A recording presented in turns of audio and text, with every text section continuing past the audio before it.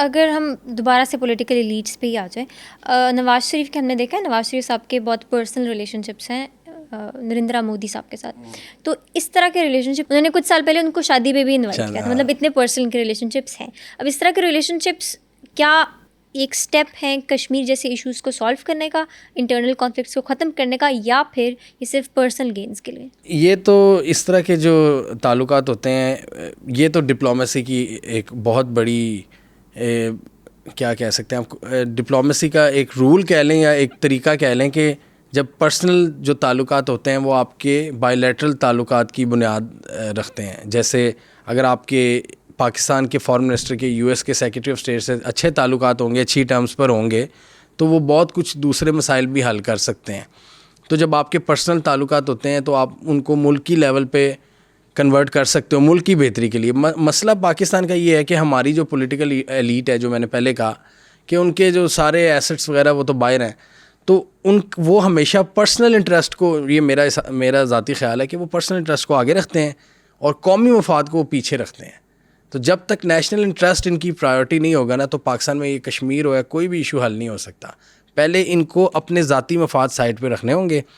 وہ اس پہ بھی ہمارا المیہ یہ ہے کہ کوئی رول ہی نہیں ڈیفائن کیا گیا کہ جی رولنگ ایلیٹ آپ کی دھڑا دھڑ باہر پراپرٹیاں بنا رہی ہے, اور جی وہ پھر کیسے آپ کی فارن پالیسی کو لے کے چلیں گے. تو اس میں ہم نے یہ بھی تو دیکھا ہے کہ جو گلوبل پاورز ہیں, جس طرح ہم برٹشرس کی بات کریں یا یو ایس اے کی بات کریں, جب ان کے پاس ہمارے پولیٹیکل ایلیٹس کی پراپرٹیز ہیں تو وہ ان کو لیگل تحفظ بھی دیتے ہیں. تو جب ان کے پاس لیگل تحفظ ہے, اب آپ جا کے کسی بھی کنٹری میں اس طرح کے پولیٹیکل ایلیٹ بندے کو واپس لا کے اس کے اوپر کیس نہیں کر سکتے. تو اس میں گلوبل پاورز کا کس حد تک رول ہے کہ وہ پاکستان جیسے ملک میں کرپشن کو سپورٹ کریں؟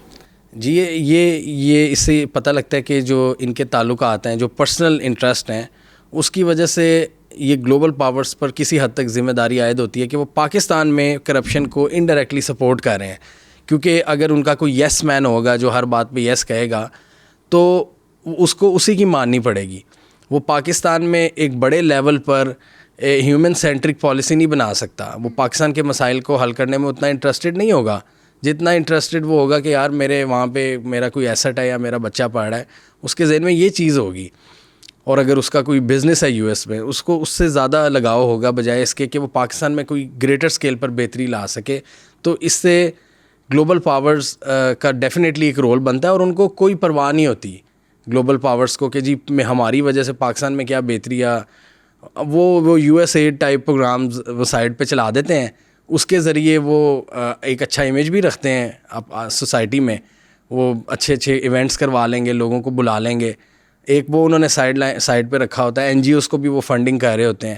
لیکن ایکچویلٹی میں وہ وہی کرتے ہیں جس سے ان کے انٹرسٹ پرسو ہوتے ہیں. اور یہی سپر پاور, یہ امریکہ نے بھی یہی کیا ہے کہ ہر جگہ پہ اپنے لوگوں کے لیے راہ ہموار کی ہے. اپنے جو آپ پپٹس کہہ لیں یا اپنے انٹرسٹ کو میک شور کیا ہے کہ وہ پورے ہوں. پاکستان جیسے ملکوں میں, افریقہ جیسے ملکوں میں یہ بدقسمتی ہے مطلب ویک ممالک کی.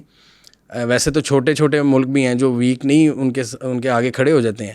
پاکستان کی تو اتنی پاپولیشن, اتنا سائز ہے, فرانس اور یو کے سے زیادہ ہمارا سائز ہے.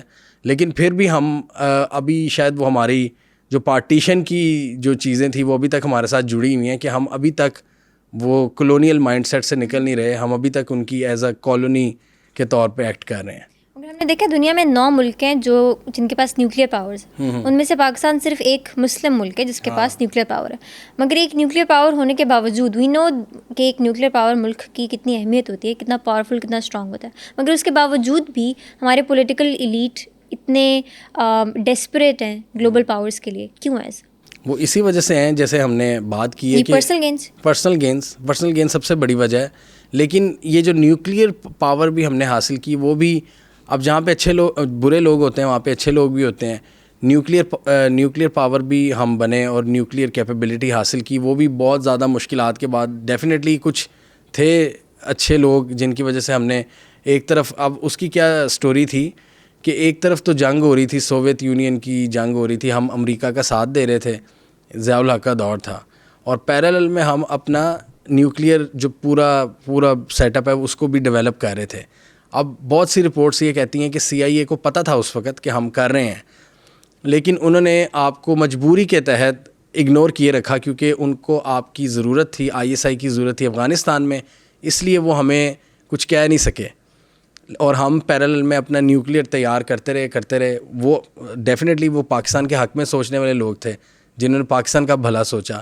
تو ایسے بھی لوگ آئے ہیں اور ہمیشہ رہیں گے جو پاکستان کو پہلے ہی رکھتے ہیں, پاکستان فرسٹ کی بات کرتے ہیں. لیکن ایسے بھی لوگ ہیں جو کہ پرسنل انٹرسٹ کو پاکستان کے انٹرسٹ پر فیور دیتے ہیں. کیا آپ کو ایسا لگتا ہے کہ جن پولیٹیکل ایلیٹ کی ہم اس وقت بات کر رہے ہیں ان کو کوئی فرق نہیں پڑتا پاکستان میں جو بھی ہو, جب تک ان کے پرسنل مفاد ان کو کوئی فرق نہیں پڑتا؟ اور اس کا سب سے بڑا ثبوت یہ پاکستان کی آج کی موجودہ حالت, جتنا ہمارا قرضہ ہے, جو ہمارا انفراسٹرکچر ہے, جو ہماری حالات ہیں, وہ اس کا منہ بولتا ثبوت ہے کہ انہوں نے اپنے انٹرسٹ کو ہمیشہ حاوی رکھا ہے اور پاکستان کے لیے انہوں نے نہیں سوچا. اگر انہوں نے پاکستان کے لیے کچھ سوچا ہوتا تو آج ہماری یہ حالت نہ ہوتی. یہ میں سیدھی سادھی بات کہہ رہا ہوں. آپ اگر دوسرے ملکوں میں وزٹ کریں اور ہم پاکستان سے کمپیئر کریں تو ہماری جو حالت ہے وہ ہم بہت پیچھے ہیں. اگر 21 سینچری کے حساب سے بات کریں, انفراسٹرکچر وائز, ٹیکنالوجیکلی, اس کے علاوہ ہمارا جو مینٹل اسٹیٹ ہے پاکستان کی, اس پہ انویسٹ کیا ہی نہیں گیا. ہماری قوم اس وقت صرف فوڈ میں لگی ہوئی ہے یا دوسری چیزوں میں لگی ہوئی ہے. ہمارے پاس تو انٹرٹینمنٹ کے مواقع بھی نہیں ہیں. ہمارے پاس آج آ کے صرف ایک فوڈ بچتا ہے. تو جس قوم کا یہ لیول ہو تو ہم کیا آگے بڑا سوچ سکتے ہیں؟ ہم کیا سوچ سکتے ہیں کہ جی ہم نے چائنا کے ساتھ جانا ہے یا US کے ساتھ جانا ہے؟ وہ اپنی گیمز کر رہے ہیں دونوں, ہم صرف اس کا پارٹ. ہم تو اس میں سینڈوچ بن رہے ہیں نا. اور ہم نے کبھی اپنی ایک انڈیپینڈنٹ حیثیت حاصل کرنے کی کوشش ہی نہیں کی. ایسے لوگ آئے ہیں جنہوں نے پاکستان کو پاورفل بنانے کی کوشش کی ہے, لیکن ابھی کی جو صورت حال ہے وہ جو انفارچونیٹلی ہماری رولنگ ایلیٹ جو حاوی رہی ہے, جن کے انٹرسٹ نتھی ہیں کہیں اور, ان کی وجہ سے ہمارے حالات آج یہ ہیں پاکستان اوور آل اگر ہم بات کریں.